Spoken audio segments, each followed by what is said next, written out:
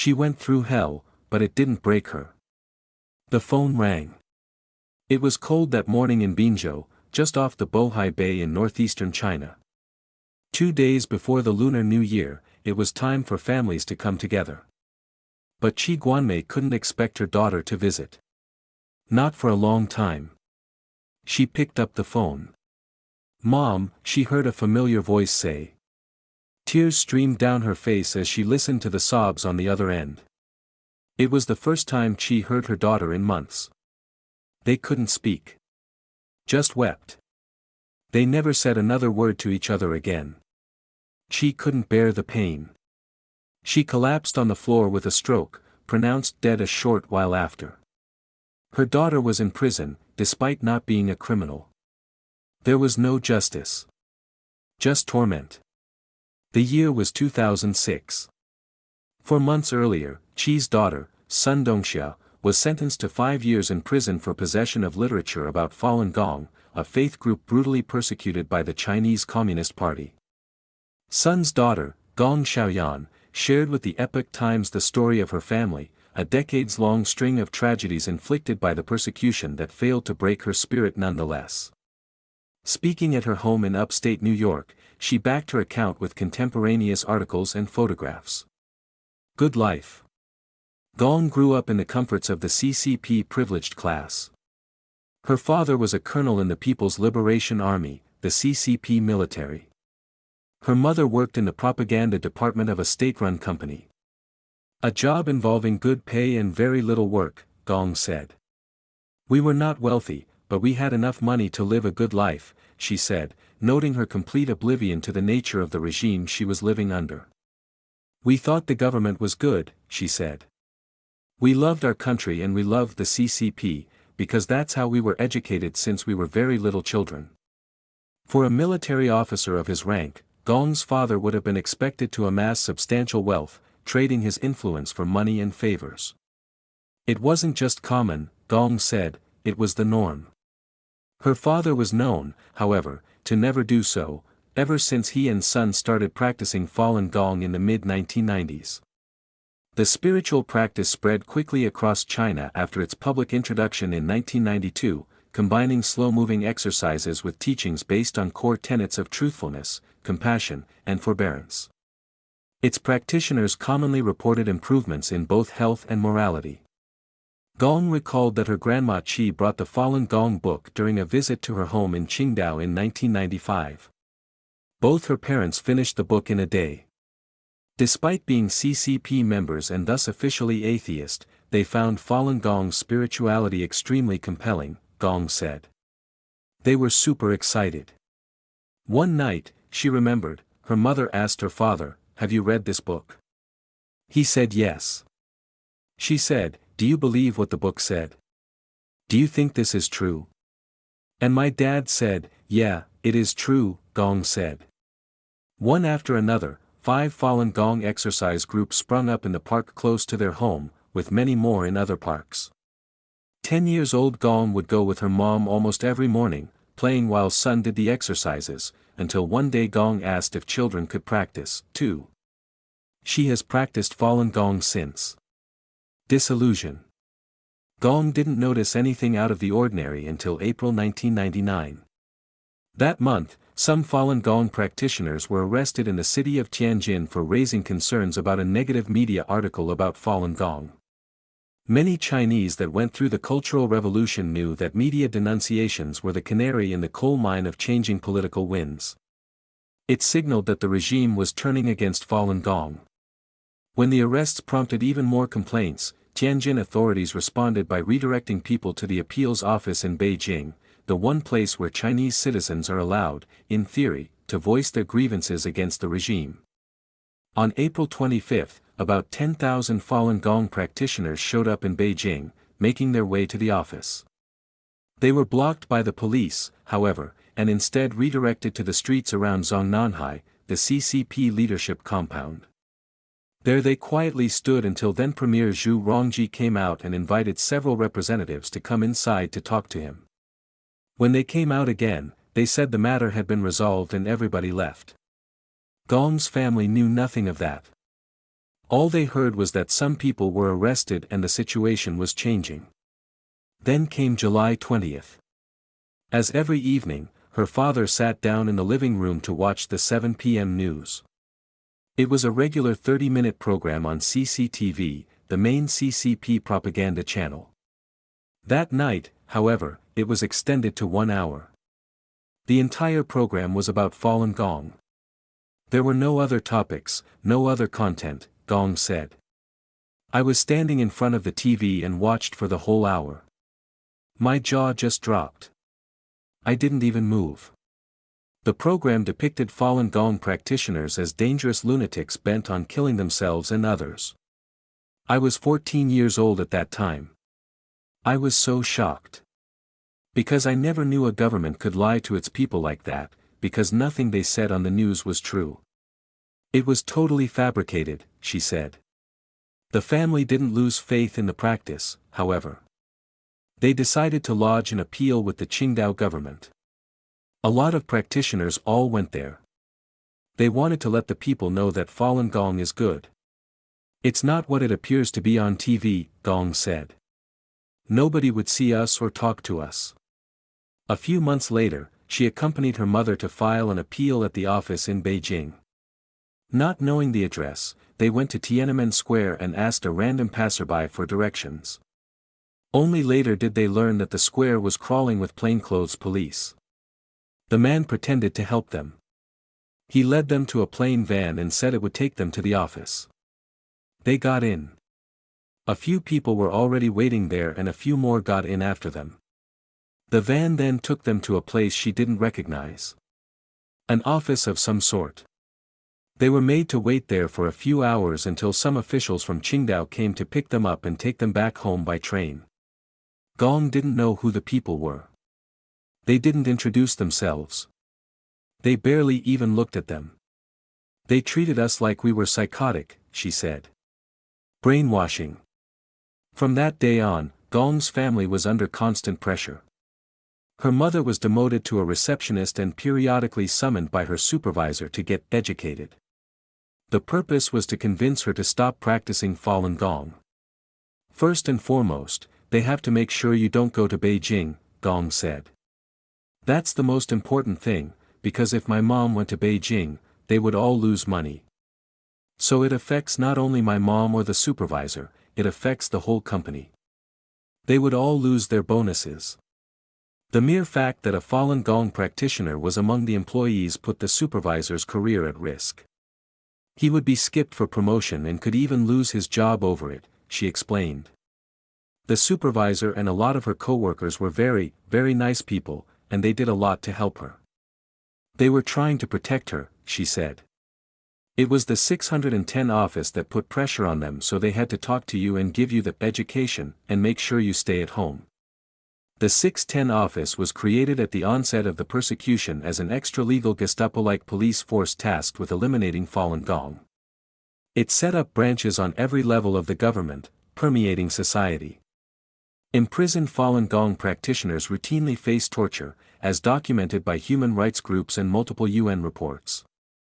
Several independent investigations found that a large, but hard-to-determine number of Falun Gong practitioners have been killed to fuel China's organ transplant industry, which suddenly exploded in scale around the year 2000. Time and again, Gong's mother was sent to a brainwashing class, a form of extra-legal detention common in the early years of the persecution. There was no criminal charge, no documents, and no set day of release. She would be whisked away to an unknown location, usually masked as some innocuous government office. There, she would be subject to intense psychological pressure. She would be held in a class with other practitioners, forced to watch anti-Falun Gong propaganda all day. The detention could last from days to months, with no visits or even phone calls allowed. They can keep you there however long they want, Gong said. Because her father was often away for work for a whole week or a month, Gong sometimes returned from school to find the home empty. Her mother disappeared by the regime. My growing up was full of fear, she said. Even at school, Gong couldn't escape. At least once a week, she said, she would be pulled out of class at her middle school and teachers would give her education, trying to convince her to transform, which meant stop practicing Falun Gong. Sometimes it would last 20 minutes, sometimes the whole afternoon. Some teachers tried to be nice about it, some scolded. They told me, if you don't give up your belief, when you apply for high school, no school will want you. No school can accept you. I said, I know, but I still won't give up my belief, she said. In the end, she was accepted to her preferred high school, on a condition. They said, we want to take a look at you, and we feel like you are a nice girl, and we feel like you will be transformed. So that's why we accepted you, she said. The education continued in high school with increased ferocity. She'd be pulled out of class several times a week. In the politics class, there would be test questions about Falun Gong, requiring students to regurgitate the propaganda they've been fed. She left them blank. One day, the school held an event where students would sign a large banner denouncing Falun Gong during the morning flag-raising ceremony. The teachers wanted to spare themselves the embarrassment of having somebody refuse to sign. They tried to ensure her compliance beforehand, but she refused. In the end, they had her wait in the classroom instead. Despite the disruptions to her life, Gong became a top student at her school. She could tell that some of the teachers participated in the pressure campaign unwillingly. I knew there were a lot of nice people there. They had to do their job. This was their job. They didn't want to do this, but they had to, she said. The system drags them to hell, to do bad things against their will. As she was about to graduate, the pressure escalated. She was told no college would accept her unless she gave up her faith. Going to college is kind of the only way you can have a bright or normal future. If you don't go to college, it's almost like you're done. You will live a miserable life. The local CCP Youth League secretary threatened she would have Gong kicked out of school and sent to a labor camp. Finally, Gong relented. She signed a document saying she wouldn't practice Falun Gong anymore. This is the single thing that I regret the most in my life, she said. Tragedy. In 2005, Gong was home for the summer break before heading to a college in Shanghai. One day, her parents were visiting friends. As they left their apartment and were about to head home, they were surrounded by police and arrested. The police found some Falun Gong flyers in her mother's purse. Their home was then ransacked by the police. Her mother was charged with undermining the implementation of the law, a bogus charge often used against Falun Gong practitioners. Gong surmised her father was sent to a brainwashing center. Nobody knew where my dad was, she said. She tried at his work, but was kicked out. Finally, another Falun Gong practitioner suggested which brainwashing center he might have been sent to. Gong went there almost daily. She wasn't allowed in, but at first, 2 supervisors came out to talk to her. They wouldn't say, however, if her father was there. She persevered. After a few visits, the staff finally admitted her father was held there. After a few more visits, they agreed for her to see him. When Gong saw her father, she started to cry immediately. His hair and beard turned all white, aged like 20 years in just a few months, she said. I was so shocked. He could hardly walk. His hands were shaking. She was pushed out within a few minutes. She wasn't allowed to see him again, but she kept coming.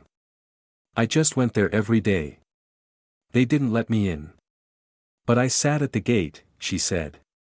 One time, her father saw her out the window. They managed to shout a few sentences at each other, before he was pulled away.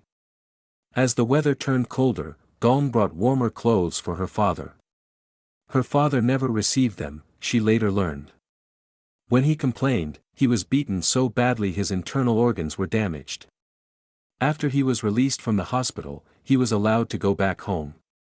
Gong's mother wasn't allowed any family contact at all. The only time they saw her was during her show trial. She was sentenced to 5 years in prison. A family friend with some high-level connections sent a few people to the courthouse to arrange for more lenient treatment, but to no avail. The people they know are so powerful that even if you kill somebody, or even if you're a drug dealer, they can get you out of there. They have all kinds of methods to get you out of there. You spend probably 1 or 2 years in jail, Gong was told by the friend. But she said with Falun Gong, there's nothing they can do. Nobody can do anything about it. Gong couldn't really process what happened. She didn't even cry. Some time later, she saw an article in a local paper saying her mother and another Falun Gong practitioner were sentenced. At that moment, it hit her. I just cried, she said. My grandma cried even worse. She couldn't take it. It was too painful for her. She just fell on the bed and cried very badly, just crying her heart out. So I realized, okay, I have to stop crying because it's too hard on my grandma. Soon after, it was time for Gong to leave for college. Her grandparents accompanied her to the bus station. She was trying to keep it together, but when she saw them walking away, her heart ached. Her grandma had lost half her weight from just a few months before. She burst out crying again.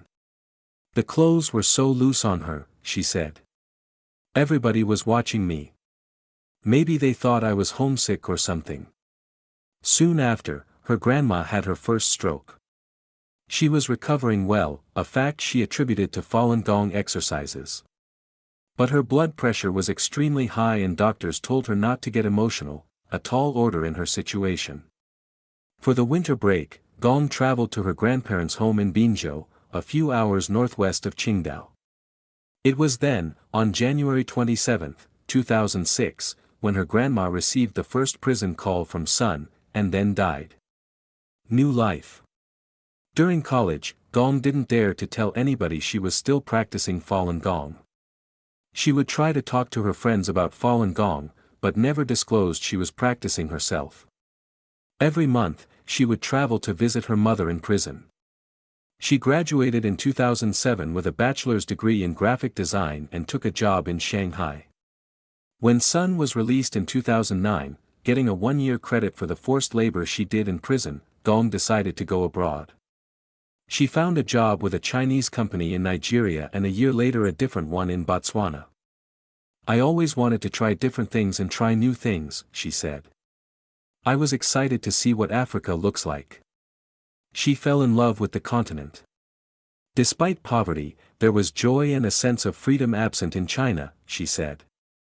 She found another job with a local company in South Africa. Then, in 2011, moved to San Francisco. It was there she met her husband. They got married in 2013. A few years later, they welcomed a baby daughter. Her mother came from China for a few months to help her out. But just as Sun was returning to China, the persecution struck them again. Final blow. In October 2017, Gong's father went to visit a friend, also a Falun Gong practitioner. Unbeknownst to him, the police just arrested the friend. As he came in, he was arrested too. His home was ransacked and Sun was also detained. When police questioned her about the Falun Gong materials they found, she denied any knowledge, saying she just returned home from visiting her daughter overseas. She was released and immediately left China, joining Gong in the United States. Otherwise, she would have been taken again. She wouldn't have been able to get out of it for sure, Gong said. Her father was sentenced to 7.5 years in prison. Gong and Sun tried to stay in touch with him via letters, but it would take several months to receive one, Gong said. His letters all had to be screened by the police. You cannot just say whatever you want. He had to say, I'm good here. Don't worry about me. But we didn't know what was going on there. In April 2021, Gong received a call from a relative in China saying her father passed away. Officially, he developed severe hypertension and died of a stroke. His family is convinced he developed health problems due to abuse. He was a healthy man. He didn't have any illness, Gong said. Dust of the Times. Sitting on a sofa with fluffy throw pillows, Gong's spotless home in upstate New York countryside reflects her calm, laid-back demeanor.